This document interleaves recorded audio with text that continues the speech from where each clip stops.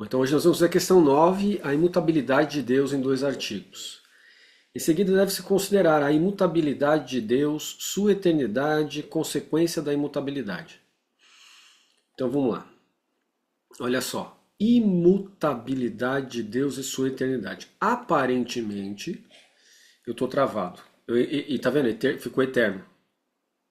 Não, tá errado, peraí. Fiquei eterno e imutável, olha lá. Pelo menos visualmente, né? Peraí que já vai voltar ao normal. Faça-se um movimento. Pronto. Voltou. Imutabilidade de Deus e sua eternidade tem um problema lógico aqui dentro. Eu e você, todas as pessoas que estão dentro da impermanência, dentro do tempo, teriam acesso a Deus como? Se Deus é imutável e eterno, veja, imutável é uma coisa, eterno é outra. A pessoa pode ser eterna sem ser imutável? Fundamentalmente poderia, desde que suas causas e condições de manutenção de vida permanecessem, gerando um nível aceitável de qualidade de existência. Certo? Porque não adianta nada, você vai. Imagina se você continua vivo e as suas capacidades mentais vão diminuindo, diminuindo, diminuindo, daqui a pouco você é uma ameba. Nem isso. Então não adianta nada ter uma eternidade que não tem uma sustentação de causas e condições tal que a consciência, conforto existencial, etc., se mantenham. Né? E quem gostaria de passar uma eternidade doente? Se for uma doença dentro de um nível aceitável, tudo bem. Agora, se for uma doença degenerativa constante, imagina uma coisa doida dessa, né? Então, quando nós trazemos para a gente uma ideia de eternidade, a gente sempre pensa na eternidade nas melhores condições possíveis. Certo? Essa visão automática nossa das melhores condições possíveis foi trabalhada também dentro da filosofia. Como, por exemplo, a filosofia alemã leibniziana, a filosofia de Leibniz, que fala que a existência é a melhor das possibilidades. Por quê? Porque Deus está no fundamento de toda a realidade. É claro que daí depois nós temos outros problemas ligados à configuração leibniziana de Deus, né?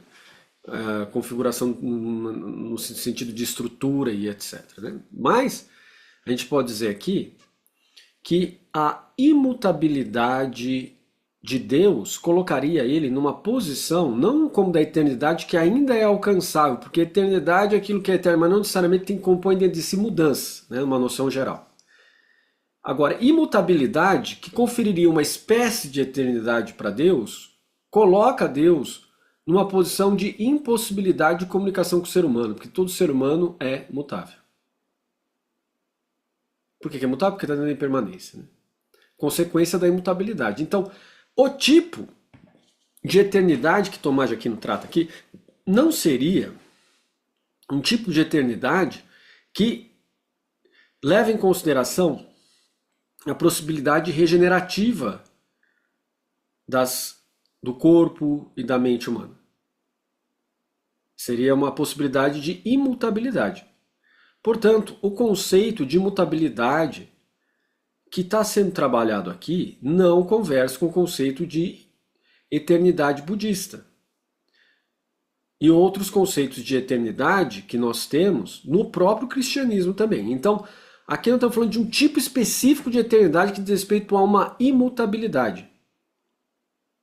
Ok? Então, isso tem que estar claro logo de início, para a gente não começar a entrar em outro tipo de perspectiva que vai colocar a gente em problemas sérios. Consequência da imutabilidade. Quando Tomás de Aquino coloca isso, ele fez um recorte no conceito. Há um recorte conceitual aqui. Então vamos lá. Sabendo disso, a gente consegue dar prosseguimento. A respeito da imutabilidade, duas são as perguntas. Deus é totalmente imutável? Ser imutável é próprio de Deus? No fim dessas duas perguntas, o que tem, na nossa perspectiva, é se Deus é alcançável pelo ser humano ou não. Por que eu vou ficar discutindo sobre a imutabilidade de Deus porque sim? Existe uma possibilidade de discussão porque sim, que é o quê? Como diz Tomás de Aquino lá no começo da Suma Teológica, a questão da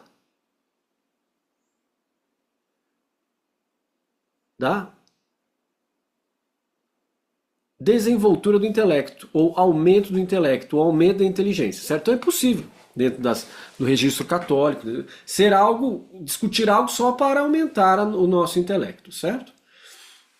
Então, a respeito da imutabilidade, duas são as perguntas.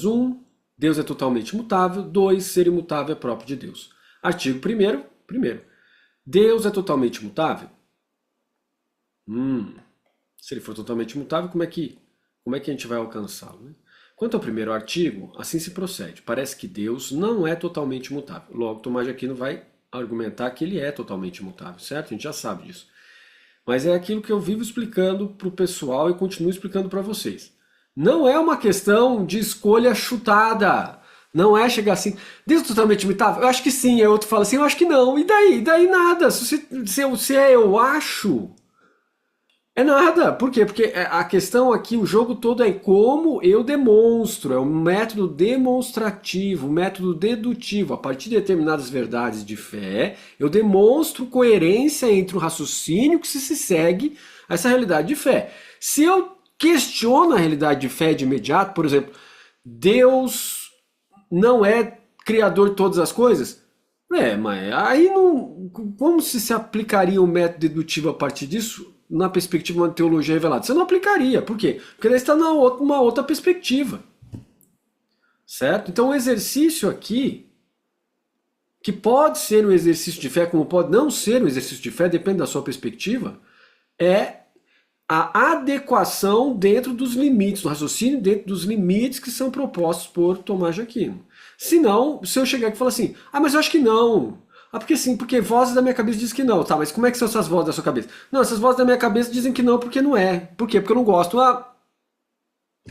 Que você não gosta? Então tá. Aí tem uma frase chinesa e tibetana que é assim, nós não argumentamos com o obstinado. Nós não debatemos com o obstinado. Por quê? Porque se a pessoa fala assim, porque eu não gosto, isso é obstinação. Gente. Não é uma questão de raciocínio mais. É uma questão de obstinação. Sendo assim, não tem nada para falar a respeito. Não tem como debater. Isso resolveria muitos problemas de debate político familiar, sabia? Se a pessoa fala assim, eu gosto disso porque sim, ou porque eu gosto porque eu sinto que é, ou eu gosto porque eu fico a cara do candidato político, você não tem que debater mais nada. Por quê? Porque é uma posição obstinada. Acabou, sai fora, fala, então tá bom. Né? Não vai brigar por causa disso. Por quê? Porque a posição obstinada não é um argumento. É porque a pessoa é uma ação psicológica de gostar. É um sentimento ou sensação agradável que ela tem. Não é uma questão de mutabilidade por argumento. É uma questão de experiência psicológica. Daí não tem mais nada para falar, entendeu? Certo, Fernanda?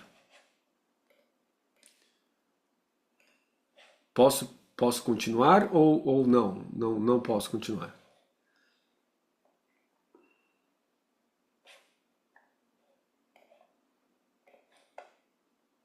Hein, Fernanda? Fala comigo. Pode continuar, mestre. Pode continuar. Então eu vou continuar. Vamos lá. Com efeito, tudo que move a si mesmo é de alguma maneira mutável. Como a gente já sabe, a Fernanda já sabe, todos vocês já sabem, a primeira frase de Tomás de Aquino é sempre verdadeira. Tudo que move a si mesmo é de alguma maneira mutável. O que move a si mesmo? Sai de um ponto e vai para o outro. Uma noção geral, assim, intuitiva. Sai de um ponto e vai para o outro. Quando as suas células recebem alimento, ela está em um estado de subnutrição ou de desnutrição. Nesse momento a Natália sorri, porque ela fala, isso aí é minha área. Aí, recebeu o alimento, o que ela faz? Ela se nutre. Mudou a célula ou não a nutrição que ela recebeu? Lógico que mudou. O estado era de desnutrição, passou a ser estado nutrido. Houve movimento. Nayara constrói um sistema. Esse sistema, ligado à engenharia elétrica, não recebeu fonte de alimentação nenhuma. Como é que ele vai funcionar? Não vai. No momento que a Nayara coloca lá os dois cabinhos da fonte e liga no circuito, o circuito passa a funcionar. Mudou o sistema ou não? Claro que mudou, porque agora passa a funcionar. Então tudo isso é movimento. Não é só uma questão de colocar uma coisa num lugar e transportá-la para outro lugar. Ou seja, não é uma questão só de cinemática. Estudo do movimento localizado a partir de coordenadas. Mas é qualquer estado de mudança nas características do ser, a gente chama de movimento. Certo? Por menor que seja, a gente chama de movimento. Ora, segundo Agostinho, o espírito aonde supergenesem ad literam. Comentário sobre o Gênesis.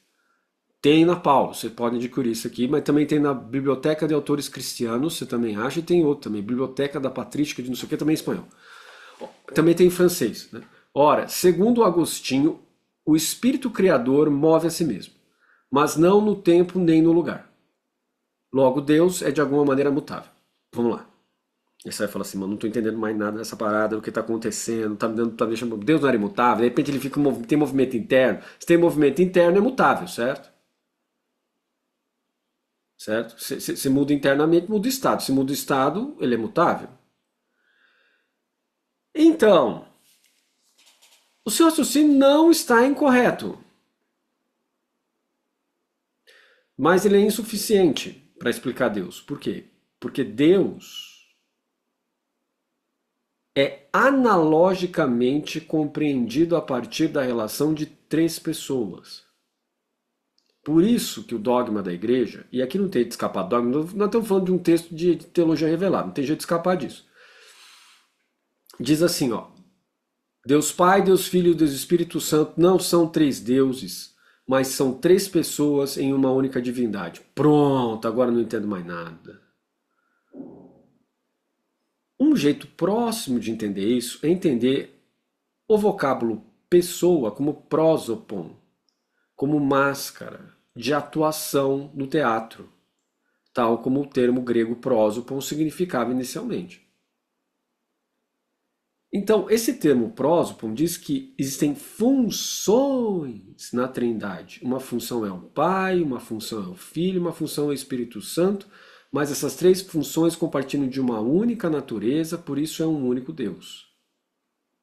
São três pessoas, três funcionalidades pessoais, três funcionalidades de coisa, porque se eu falar pessoal eu fico num argumento, né, de alta tautologia.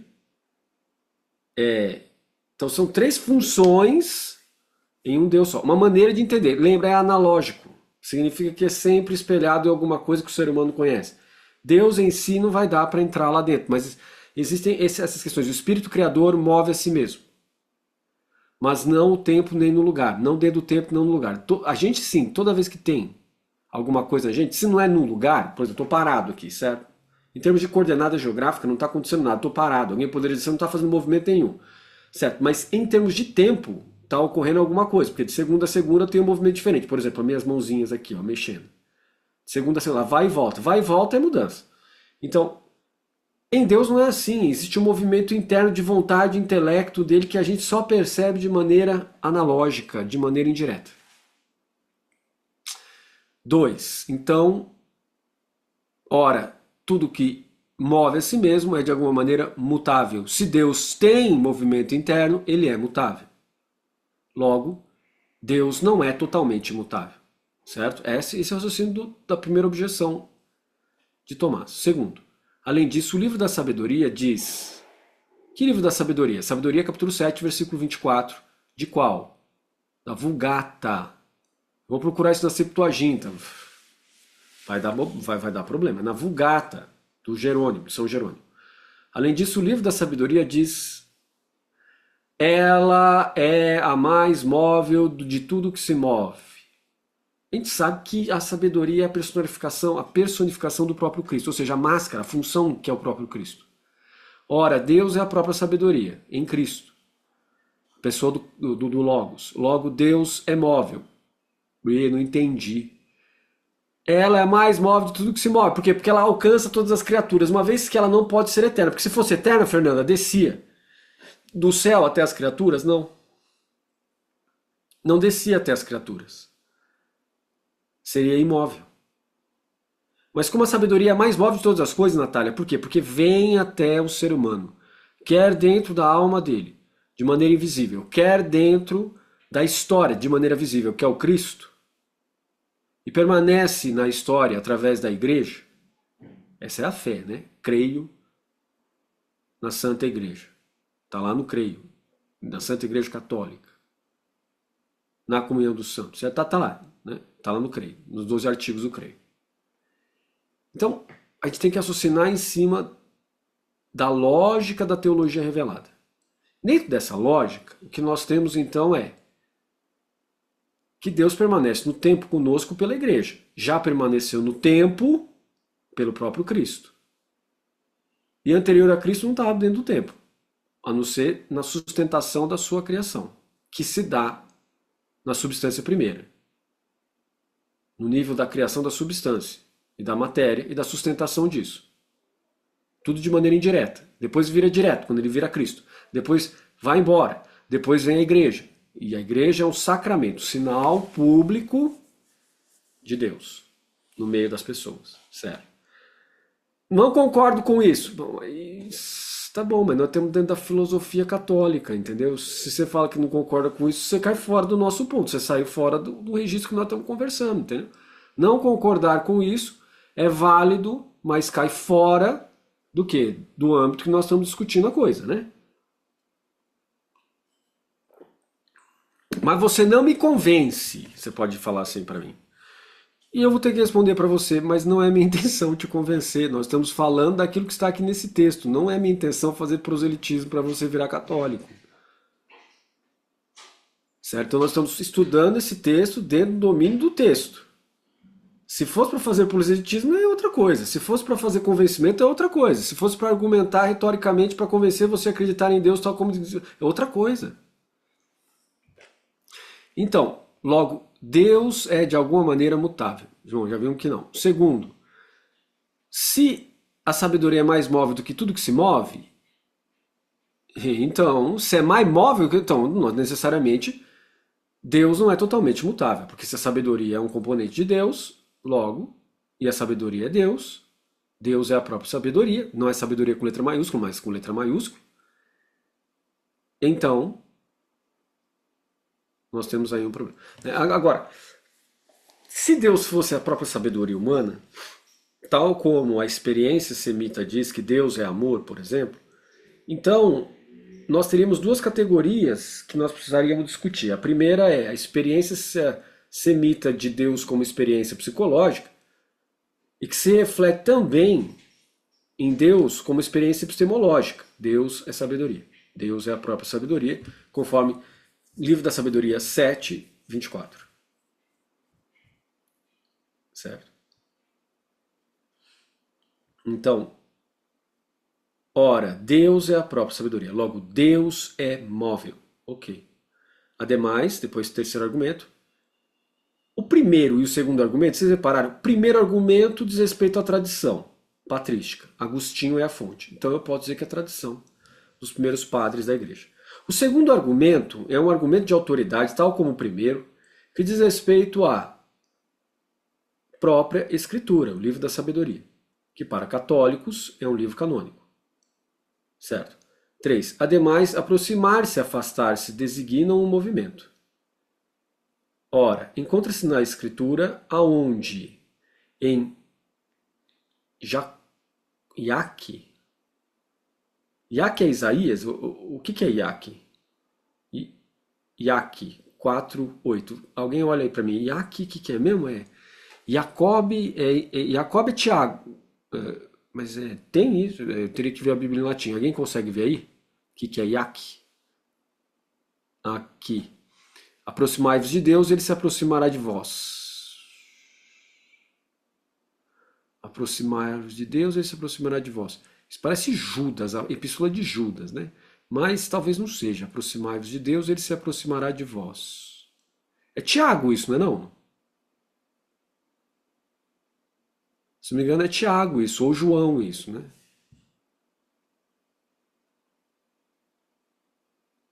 Descobriram aí qual que é? Aproximai-vos de Deus e ele se aproximará de vós. Iaque. É Tiago. É Tiago. Uhum. Jacob. Uhum. Que vem de Jacob, aí é Tiago 4:8. Logo, Deus é mutável. É um argumento muito assim, né? Cinemático, né? E que tá no Alcorão.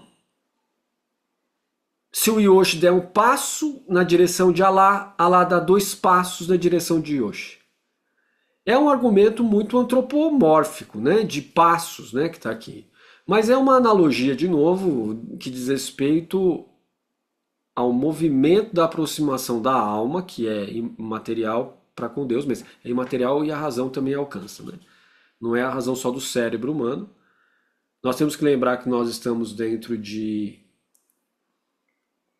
uma questão muito específica de um modo de pensar que é teocêntrico. É anterior ao antropocentrismo que começa com o renascimento cultural, com o humanismo e culmina depois com a modernidade, né? Então nós estamos num movimento anterior a isso. Isso então diz que Deus era entendido de uma maneira analógica e que era a coisa mais importante para aquele nível cultural e de estrutura social eurocêntrica, a ideia de Deus e da salvação da alma. Hoje parece que aqui no Brasil nós ainda estamos discutindo isso o tempo todo, né? Aqui no Brasil a discussão não é uma discussão da modernidade em relação à técnica, em relação à ciência, em relação à vacinação, é sempre uma discussão relacionada a Deus. Por quê? Porque nós tivemos, como já expliquei para vocês na aula anterior, um fechamento em relação à modernidade que só começa a se abrir a partir do final do século XIX, com a entrada de Dom Pedro II, e depois vem a derrubada de Dom Pedro II pelo Marechal Deodoro da Fonseca, né?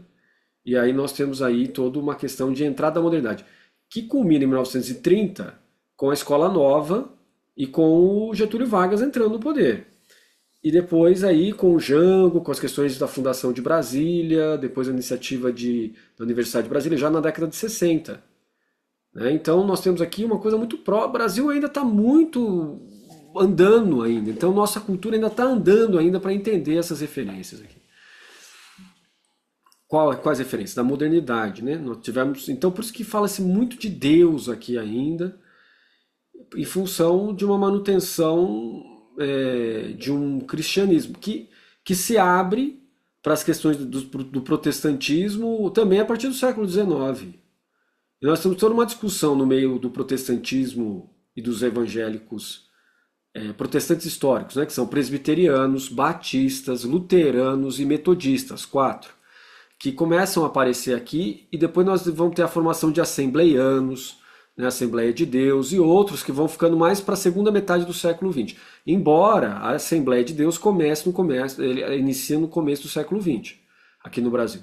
Então essas questões elas vão se abrindo e tomando forma nesses outros registros, também numa discussão se a identidade brasileira deveria ser atrelada às fontes originárias das missões, que davam dinheiro para as missões protestantes ocorrerem aqui, as missões evangélicas, pentecostais e neopentecostais, ou se a igreja deles deveriam pensar a realidade do próprio Brasil. Isso também aconteceu na Igreja Católica.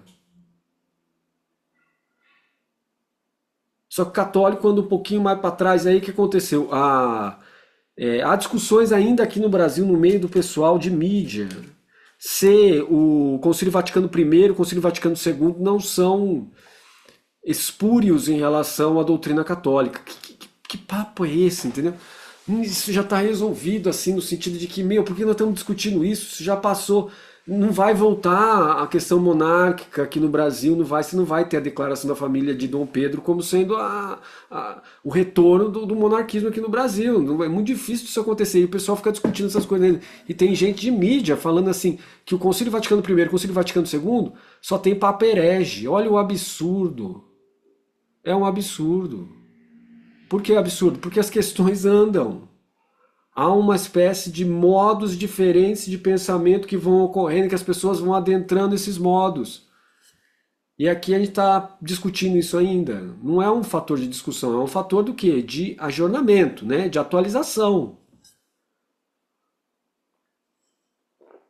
Isso tudo eu estou falando para você conseguir entender o que está acontecendo nas discussões. As minhas posições não interessam muito para vocês. O que interessa para vocês é entender esse quadro geral do que ocorre no Brasil. Em função do quê? Desse estudo que nós estamos fazendo aqui da Suma Teológica. Porque senão você começa a estudar os trecos que estão lá atrás, parece que não tem aplicabilidade nenhuma no momento atual. E tem. Mas não pode ser tomado de maneira reacionária. Vamos reconfigurar Tomás de Aquino na beleza dele em relação ao tomismo de Coimbra e vamos bloquear tudo porque tudo que é moderno é do mal, entendeu? É essa coisa que está ali, e não é, né? O Concílio Vaticano II já falou sobre isso, o Concílio Vaticano I começou a abrir sobre isso, e é por isso que tem essas camadas de mídia social hoje, pessoas que rezam o rosário, freis, carmelitas principalmente, tal, que vão falando que é contra, que o Concílio Vaticano I é um absurdo, o Concílio Vaticano II é um absurdo. Não é! Não é um absurdo, isso é uma questão do quê? De atualização e sinais do tempo relacionado à presença na lógica católica do Espírito Santo. Certo? Então, é um absurdo alguém ficar descreditando isso, né? Mas é uma posição possível, mas eu não acho ela adequada, não, acho ela muito ruim. Né? Mas então, continuando. Em sentido contrário, você diz no livro de Malaquias 3, capítulo 6 da Vulgata. Ego Deus et non mutor. Eu, Deus, eu não mudo. Eu Deus, aqui, ó. Eu, Deus, eu sou Deus e não mudo. Né? Eu, Deus, eu sou Deus, tem um verbo implicado aqui. Né? Eu, Deus, não mudo. Né? Respondo, do que precede resulta ser Deus totalmente mutável. Aí o Yoshi pode falar assim, mas isso aí é a Bíblia lá no profeta Malaquias que está falando que eu sou Deus e eu não mudo. Quem garante que não é?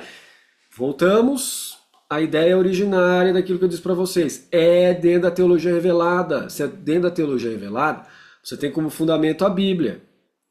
E tem como fundamento a Bíblia dentro de uma perspectiva muito específica dos 12 artigos de fé que são postos no símbolo romano, que a gente reza todo domingo. Creio em Deus Pai Todo-Poderoso, Criador do céu e da terra, em Jesus Cristo, Senhor, Filho de nosso Senhor, que foi concebido pelo poder do Espírito Santo, e assim vai, até na vida eterna. Amém. Então, esses são os objetos do contrato de fé que nós fazemos em relação à igreja. Mas eu não gosto do Concílio Vaticano I, não gosto do Concílio Vaticano II. Então vocês têm que estudar. Tem que estudar.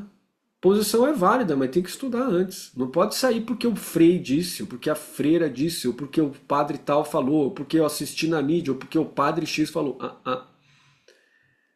Ainda mais vocês, que a maioria que está pegando esses vídeos aqui já estuda teologia na graduação, ou que já se formou, né, na graduação. Então, tem que pensar a respeito, não se posicionar porque o padre diz, ou o padre X, ou o padre Y, ou o frei Y, ou Z, W falou. Você tem que fazer o itinerário e você mesmo estudar. Em fontes que são diversas. Então eu tenho de um lado aqui o cara que fala que o Vaticano, primeiro, deve ser condenado. O segundo que fala não, que é muito bom. Eu olho os dois, qual é o argumento que faz mais sentido em função daquilo que ocorre no mundo hoje. Não é aquilo que eu gostaria que fosse, mas em função daquilo que ocorre no mundo hoje. Eu gostaria, aí tudo bem, mas o teólogo tem que observar o que ocorre no mundo hoje, não aquilo que ele gostaria que fosse. Certo? Então, em sentido contrário, se diz no livro de Malaquias, eu sou Deus e eu não mudo.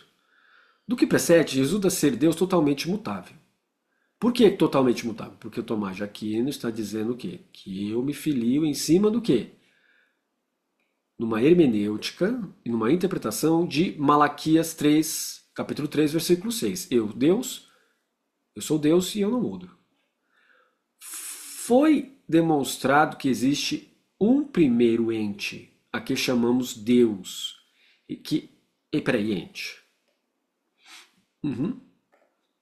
Professor, ente não é essência mais existência? Certo?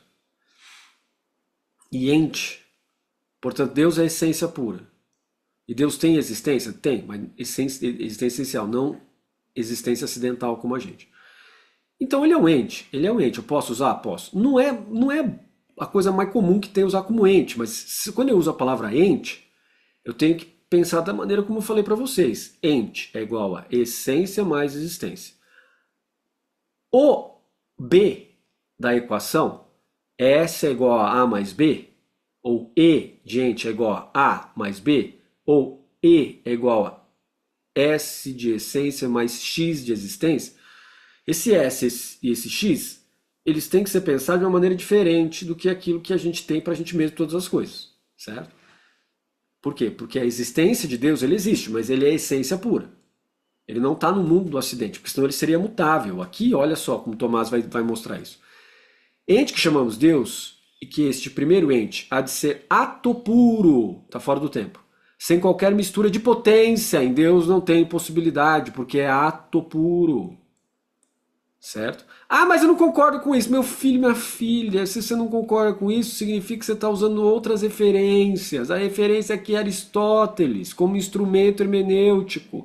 E não é qualquer Aristóteles, é o Aristóteles interpretado dentro do domínio da lógica católica, da teologia revelada católica. Se você não concorda com isso, eu não tenho o que fazer. Por quê? Porque nós estamos estudando um texto que é assim, ele trabalha dentro dessa lógica, tá bom?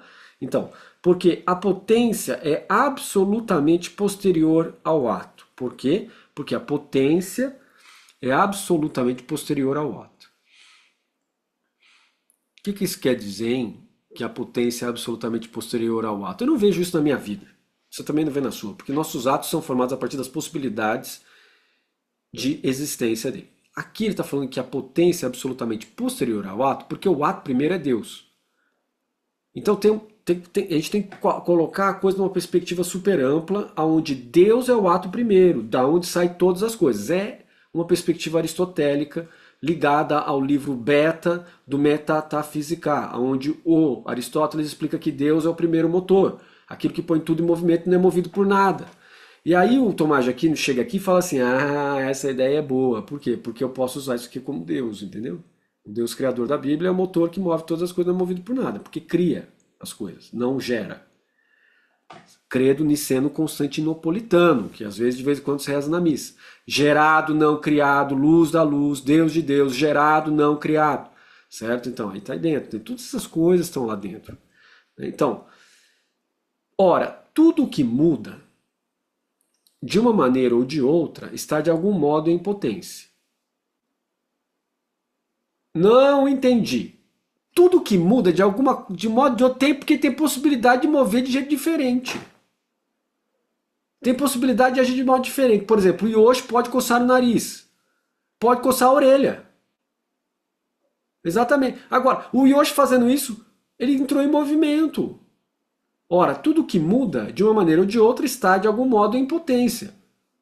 Por quê? Porque o Yoshi teria a possibilidade de escolher entre coçar a orelha e coçar o nariz. Depende do que coça. Mas ele pode falar assim, tá coçando a orelha, mas coça o nariz. E daí? Por quê? Porque ele pode. Tá vendo? Pode. Porque ele pode. Quer dizer, porque é potente.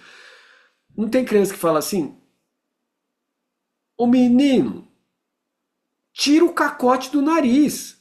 E ele fala assim, não. Aí você fala, por que não? Porque eu posso não tirar. Ele não faz isso? Tem gente folgadinha, esse molequinho folgadinho que é assim, né? Sem educação. Então, pode, tá certo, porque tem potência, possibilidade de ações distintas.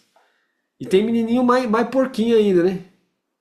Coitado, nem porco, eu acho que é também. Ele faz assim e come. Ele fala assim, e daí eu como, e come assim, ó, porque eu posso. Come. E cheio de bactéria.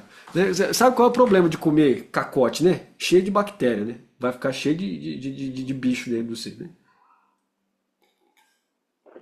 Entende? Então por quê? Porque pode. Então, ora, tudo que muda de uma maneira ou de outra está de algum modo em potência. Fica então manifesta a impossibilidade de qualquer mudança em Deus. Por quê? Porque Deus sendo um ato puro, não tem potência nenhuma nele. Alguém pode falar assim, mas esse argumento é um argumento muito fraco, porque afinal de contas eu tenho que afirmar que são o quê? Meu filho, minha filha, o argumento se ele é fraco ou se ele não é interessante para você pensar dessa maneira. Por quê? Porque é um sistema fechado. É uma lógica aristotélica que está sendo aplicada aqui.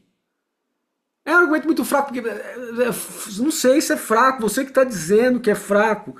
É a mesma coisa que falar assim, a lógica aritmética é fraca, porque um mais um pode não ser dois, certo? Mas dentro do âmbito da lógica aristotélica, aritmética, o argumento é completamente válido. É a mesma coisa aqui. Argumento válido e verdadeiro. Por quê? Porque o instrumento que está sendo usado por ele é a filosofia aristotélica. Mas eu posso explicar Deus quanto a filosofia. Lá vem um moleque ranhento. Pode, meu filho ranhento. Pode, minha filha ranhenta. Pode. Mas a questão é, então, se deu o trabalho de fazer como fez Tomás de Aquino. De achar as coerências em cima do seu argumento.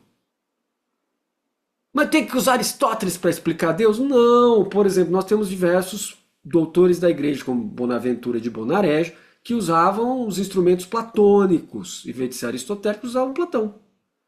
Usavam Plotino. Pode, pode. Mas desde que você tenha, monte o seu sistema, então. Não sai falando porque eu sinto. Porque daí você sente, eu também sinto. E aí, o que tem? Mas então, meu Deus é mais válido que o seu. Não, não é. Porque o que eu sinto você também sente. E pode ser que você não sinta aquilo que eu sinto. E pode ser que você sinta aquilo que eu não sinto. E aí vai ficar dentro desse negócio para sempre. Por isso que tem a questão da explicação racional, né? Porque tudo que é movido. Aqui, ó, argumento 2. Porque tudo que é movido permanece estável. Segundo uma parte, se modifica segundo outra parte. Porque tudo que é movido permanece estável segundo uma parte, se modifica segundo outra parte. Isso aqui é uma visão de movimento da época de Tomás de Aquino, que está relacionado a alguns modos de se entender o movimento. Então, tudo que é movido permanece estável segundo uma parte, se modifica segundo a outra. O que é permanece estável segundo uma parte? Por exemplo, eu tenho aqui duas coisas, certo? Essa daqui move essa. Quando essa daqui move essa, o que é que fica estável, não se modifica? A forma do quadradinho que está aqui, ó, essa outra forma aqui. Sai desse ponto porque empurra e chega nesse ponto, certo? Certo. Uma parte moveu, a localização de coordenadas se move. Mas teve algo que não se moveu. A estrutura disso aqui isso não moveu, continua igual. Continua mesmo. Alguém pode dizer assim, sendo muito assim Caxias, mas os átomos que estão aqui, e as moléculas, quando você sai desse ponto e vai para esse aqui, eles mudam, portanto... Ah, sim, você tem toda a razão, mas no geral continua igual, a estrutura fica mesmo, eu não estou vendo nenhuma diferença, ó, já estou olhando faz uns 3 segundos já, entendeu? Isso aqui também. Então aí, nesse sentido de noção geral que ele está falando aqui, ó. Então, por exemplo, o que se move de branco para preto permanece estável quanto à sua substância. Certo? Aí que tem a ver com o seu exemplo. De novo, vamos lá, mostrar o exemplo das caixinhas. Quando eu pego isso aqui e movo para cá, a substância da caixa mudou. Se a substância da caixa muda, significa que a forma muda, mudou a forma. A matéria é matéria, meu filho, mas mudou a forma. A caixa virou isso aqui, ó. Virou esse treco aqui. Não é bebida alcoólica, seu animarzinho. Olha aqui, isso aqui. Você vai falar que você está achando que é Dreyer? Não, isso aqui chama-se remédio chinês para... e tem cheiro de ninguém garante que isso não é Dreyer. Não, garante sim, eu garanto. Olha só, isso aqui é remédio chinês, entendeu? Então, ó. Então, olha só. Remédio chinês, água que passarinho não bebe, né, professor? Não, isso aqui nada bebe isso aqui. Sabe que isso aqui é cânfora líquida. Então, olha só, tá aqui. A caixa mudou para isso? Não. Se tivesse mudado, tinha mudado a substância dela. Não mudou, certo? Não mudou. Então não mudou a substância. É isso que o Tomás está dizendo. Quando você move uma caixa em relação à outra, a caixa continua sendo a mesma. Por quê? Porque se houvesse mudança substancial, essa caixa viraria, por exemplo, isso aqui ou qualquer outra coisa. Certo? Tá. Isso aí não, hein, professor? Eu assisti aquele negócio, Exorcista do Vaticano, e o padre Gabriel e a morte lá tomava umas biritas, hein? Será que você não toma umas biritinhas também escondidas, disfarçado no seu trequinho aqui? Não tomo. Isso aqui é cânfora. Porque você tem problema com bebida? Tenho, eu não bebo nada e ponto final. Eu acho isso aí uma coisa mais horrorosa do mundo é ficar tomando bebida alcoólica. Então, mas Jesus bebia suco de vinho. Jesus não bebia uísque, Jesus não bebia Dreyer, Jesus não bebia pinga, Jesus bebia suco de vinho. O que é isso? Aquele vinho que a sua mãe misturava com açúcar para você tomar quando você era criança, e aquele açúcar quebra o álcool, quela o álcool.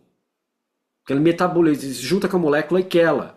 Jesus bebia isso aí que você está chamando de vinho, era o que Jesus bebia, sabe? Porque Jesus era pobre. Quem é pobre não tem dinheiro para comprar vinho, não, filho, entendeu? E assim, e mesmo quando ele era convidado, na época de Jesus, se você ficasse bêbado andando pela rua, você era pego pelo Império Romano e tomava porrada. Então, na época de Jesus, se bebia suco de vinho, se misturava muitas vezes o vinho com baunilha, mel e outras coisas açucaradas, ou seja, quebrava o álcool. Então, não use como desculpa que Jesus tomava vinho para você encher a cara, porque não era aquilo que Jesus bebia na época dele. Mas isso garante que Jesus não bebia nenhuma gota de álcool? Não garante nada. Eu só estou te dizendo como é que era o costume da época. Se Jesus bebia ou não, não dá para saber. Se estava lá, pega a máquina do tempo do McFly e volta lá, de volta para o futuro. Vai ver se Jesus bebia álcool quando é pronto para ele. Ué. Por exemplo, o que se move de branco para preto permanece estável quanto à sua substância, de modo que se observa uma certa composição em tudo que é movido. Ora, pois demonstrado acima, não existir em Deus nenhuma composição. Deus é ato puro, Deus é essência absoluta, mas ser ele inteiramente simples. Isso vocês já viram comigo, nós já vimos, né? Não vamos voltar lá para trás no argumento, certo? Deus é simples, porque está fora do tempo, lembra? Todos aqueles argumentos. Fica então claro que Deus não pode ser movido por nada, mas move todas as coisas e aí, mesmo assim, é imutável. Aí você fala, mas não ficou muito claro. Vamos ver, 3. Por quê? Tudo que é movido, Tomás de Aquino sabe que não ficou muito claro. Olha lá. Porque tudo que é movido adquire algo por seu movimento. Olha a gênese aí da energia cinética e energia potencial newtoniana aqui. Ó. Você acha que Newton não sabia nada de Tomás de Aquino? Uhum. Você acha que Descartes não sabia nada de Tomás de Aquino? Uhum. Era a ciência do tempo deles. Tudo isso que você está lendo aqui é a ciência que deu origem ao renascimento cultural, ao humanismo, à modernidade e à contemporaneidade. Você está aqui diante do ápice da coisa, dá para você ver tudo que está acontecendo para lá, entendeu? Não tudo no sentido de completude, mas tudo que dá origem aqui, as discussões está aqui. Dentro do âmbito da filosofia, né? Pelo amor de Deus. Da ciência não, né? Então, mas, bom, vamos lá. Porque tudo que é movido adquire algo por seu movimento, sendo infinito e compreende. Ora, não. E atinge algo que antes não atingia. Ora, Deus sendo infinito e compreendendo em si a plenitude total de perfeição de todo o ser, nada pode adquirir sem se estender a algo que antes não alcançava. Ora, Deus, sendo infinito e compreendendo aonde? Em si. A plenitude total de perfeição. Deus é perfeito porque é ato puro. Lembrou? Tudo que é composto por potência não é perfeito. E sendo Deus ato puro, ele atrai para si aquilo que não é ato puro. Tendo Deus nenhuma potência, esse vazio atrai para si toda a potência, entende? Então, todo ser que é composto tende para Deus. Os anjos, que são seres compostos, mas espirituais e materiais, tendem para Deus também. De todo o ser, nada pode adquirir sem se estender a algo que antes não alcançava. Sendo, de novo, Deus sendo infinito, compreendendo em si a plenitude total da perfeição de todo o ser, nada pode adquirir sem se estender a algo que antes não alcançava. Por consequente, o movimento não lhe convém de modo nenhum. Por isso, alguns antigos, como que forçados pela verdade, afirmaram ser imóvel o primeiro princípio. Do que nós estamos falando, vamos aqui no ar. Critica-se Tomás de Aquino hoje. Critica-se hoje São Tomás por ter tomado dos filósofos pagãos a ideia de imutabilidade de Deus. Muito pelo contrário, esta é para ele uma ideia cristã.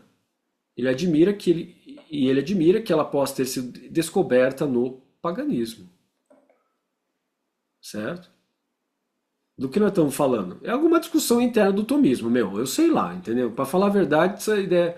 eu tenho a mesma impressão que Tomás de Aquino. Isso aí parece uma ideia muito cristã, a imutabilidade de Deus, e de repente tem uma crítica em relação a isso, porque ele não foi nas fontes cristãs, mas não tem fonte cristã.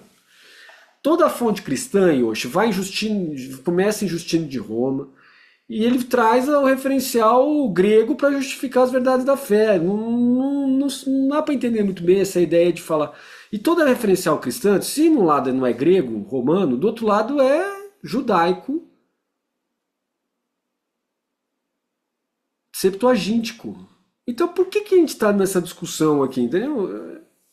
Talvez eu ainda não tenha estudado o suficiente tomismo, mas também não tenho lá tanto interesse em estudar tomismo. Quero saber de tomasianismo, da reinterpretação de Tomás de Aquino para o nosso tempo. Não estou muito aí não com o tomismo lá, o tomismo clássico de Coimbra, nem da Espanha, nem da Itália, nem da França, não tô, nem na Alemanha, nem inglês também não quero saber.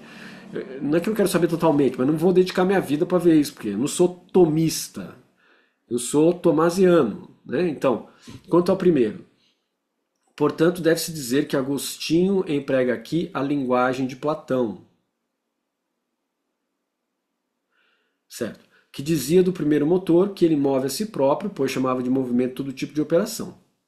Assim, compreender, querer, amar se dizem movimentos. Olha, Tomás de Aquino sabia que Agostinho era um platônico, ó, tá aqui, ó. Ele está dizendo, mas não é Aristóteles que ele está usando, como eu estou usando. É quem? É Platão, que dizia que do primeiro motor que ele move a si próprio, pois chama de movimento todo tipo de operação. Então, pro Platão e pro Agostinho, todo tipo de movimento é operação e toda operação é movimento. Assim, compreender, querer, amar se dizem movimento. Como Deus compreende e ama a si próprio, esses pensadores disseram que Deus move a si próprio. Mas não no sentido de que o movimento e a mudança são do que existem em potência, como falamos aqui da mudança e do movimento. Ou seja, se a gente fosse falar hoje, não é que Deus tem energia cinética e energia potencial. Potencial passa para cinética. Cinética passa para potencial. Não é isso.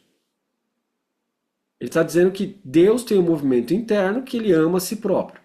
Esse movimento, nas categorias lógicas de Platão e Agostinho, então se diz que Deus tem um movimento. Alguém vai dizer assim, eu não quero saber de Platão e Agostinho, eu quero saber de Deus. É fácil, morre e vai para Deus, aí você não conversa com ele. Até lá não tem como, meu filho, minha filha, não dá. Você tem que usar de anteparo mesmo, de cara que ficou pensando sobre isso, ou então você se torna o cara que pensa sobre isso, mas se prepara, porque trabalho pro resto da vida, entendeu? E depois vai ter que argumentar com tudo quanto é peer review da sua vida. Vai ficar argumentando com peer review, argumentando. Né? Quem que é peer review? Os revisores daquilo que você fala. Tem um monte de gente que taca pedrada no Agostinho. Tem um monte de gente que taca pedrada argumentativa, não literal. Como é que você vai tacar pedrada no Agostinho hoje, né? Na caveirinha dele? Né? Então, os argumentos que são contrários. Agostinho fala, Agostinho é isso, Agostinho é aquilo. Agostinho... Na época dele tinha também, né? 2000 anos depois da existência dele vai ter, entendeu? Então, acostume-se com isso, tá bom? Então, não concordo com você, tá bom, você quer experimentar Deus diretamente, o caminho é só um, que veja Deus diretamente. Para isso você tem que, de acordo com a lógica cristã, desejar muito ver a Deus. E aí, tome o caminho ensinado por Jesus dentro da lógica cristã, ué. Mas aí não é o mesmo que você está falando, professor. Não, não é mesmo, é outro. Vários instrumentos possíveis para entender os evangelhos, né? Um deles é o platônico agostiniano, o outro dele é aristotélico tomista. Tem vários. Tem várias possibilidades aqui. Como Deus... Então aqui, quanto ao segundo, deve-se dizer que a sabedoria é chamada móvel por semelhança, enquanto sua semelhança se estende até os últimos elementos das coisas. Olha, por semelhança, por analogia, como eu expliquei para vocês. Com efeito, nada pode existir sem que provenha da sabedoria divina. Mas quem garante isso? De novo, é uma questão de fé católica. Você está dentro de um texto que é da fé católica. Quem garante é a lógica interna do texto, dentro do contexto próprio da teologia revelada. Nada pode existir sem que provenha da sabedoria divina por uma imitação, como do primeiro princípio eficiente e formal. Não entendi. Claro que entendeu. Você teve um monte de aula de Tomás de Aquino. Mas é a primeira vez que eu vejo um vídeo seu, professor, e você é muito agressivo. Você fala muito agressivo. Eu falo agressivo, meu filho, é para você prestar atenção, senão você dorme, porque a matéria é difícil. Se eu não falar dessa maneira fazendo teatro, você dorme. Por isso que eu tô falando dessa maneira, entendeu? Para você não dormir. Fala que você está me acusando de tomar Dreyer aqui dentro, né? Que eu sei. Bom, então isso aí é um absurdo. Bom, por uma imitação, quer dizer, de maneira direta, como do primeiro princípio eficiente e formal.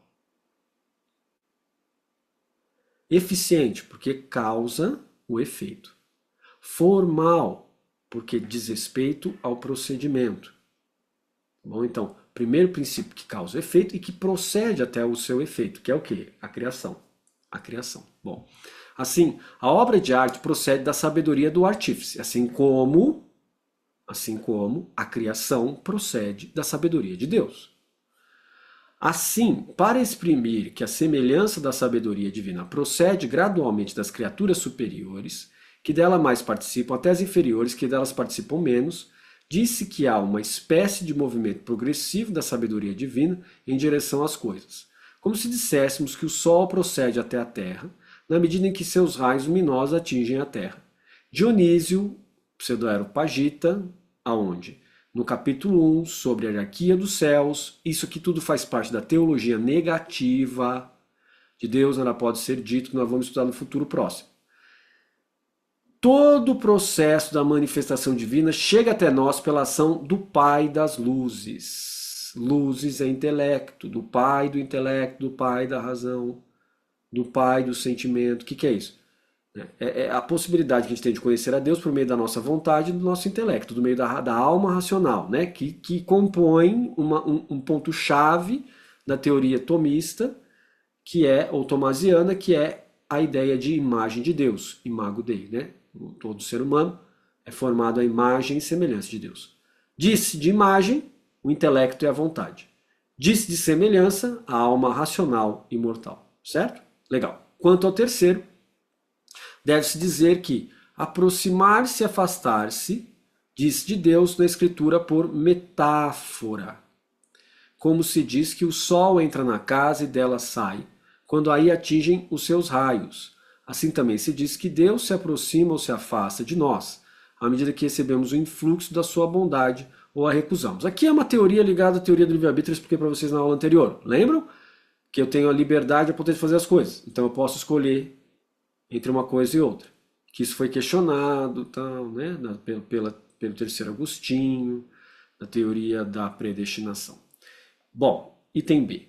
É por metáfora que chamamos movimento a operação espiritual. Claro, porque como é que vai ter movimento aquilo que é imaterial, né? Então, enquanto tal, ela não é devir, mas ser. Ainda que nas criaturas ela seja preparada por um devir. O que é o devir? Mudança. Mudança material. Devir é mudança material. Nas criaturas tem um devir. Em Deus não tem. Porque Deus não tem matéria nenhuma, não tem acidente nenhum. Deus é substância pura, ato puro, essência pura. Por si, ela é actus perfecti. Ato que está em ato. Ato que está no sentido de ser levado até o perfactum, até o seu fato de conclusão, mas nunca chega na conclusão. Por isso que é atraído para Deus. Ser e não devir.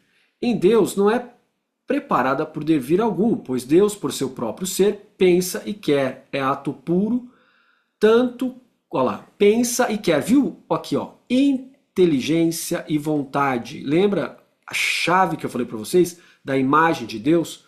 Imago Dei, construção, vontade e intelecto, semelhança, alma racional e mortal. Olha lá, pensar e querer está para intelecto e vontade, olha lá. É ato puro, porque Deus não tem pensar e querer. Nele é a mesma coisa, coincide. Na gente, que é feito a imagem, não é Deus, é feito a imagem de Deus, ou derivada, tem essa diferença. Em Deus não teria. Tanto segundo o ser, quanto segundo a operação. O verdadeiro movimento de que se trata nessa questão é o devir, e isto que está totalmente excluído de Deus, como a gente já falou no começo. Beleza? Avançamos então hoje e terminamos a questão número 9, e amanhã nós vamos à segunda parte dela, que é ser imutável é próprio de Deus. Beleza? Vamos então tirar uma foto para a Loiane ficar feliz e falar assim: cadê a foto, meu filho? Tire uma foto aí, vamos tirar uma foto. Vou tirar uma foto. Sorria. Deixa eu colocar a cabeça para trás, não fica parecendo assim. Aí, agora eu mando para a Loiane. Não sei onde está meu WhatsApp, mas deve estar em algum lugar por aqui. Aí achei. Não deu certo. Não deu certo, vamos de novo. Mais uma foto. Guilherme, olhe para cá. 3, 2, 1. Foi. Agora vai dar certo. Foi. Mandamos. Beleza, então. Até daqui a pouco. Tchau.